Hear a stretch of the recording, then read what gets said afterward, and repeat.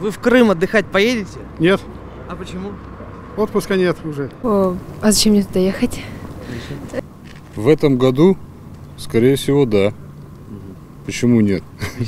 Обязательно. Не знаю, я не думала об этом. А почему? Я обязательно поеду. А почему хотите? Наш курорт российский. Я Да. мечтаю. В этом году нет, А на следующий? а на следующий поедем. Мы вообще очень любим Крым. Поедем в ближайшем будущем. Конечно. Пока не могу. В Крым? Ну, я же пенсионерка, мне очень бы хотелось. Это же теперь наша сторона родная, Россия. Так что с удовольствием. Будет возможность, обязательно поеду.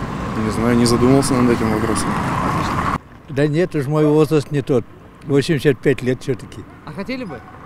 Разумеется, не раз бывал там, когда был моложе. Спасибо. Пока планы другие за границу.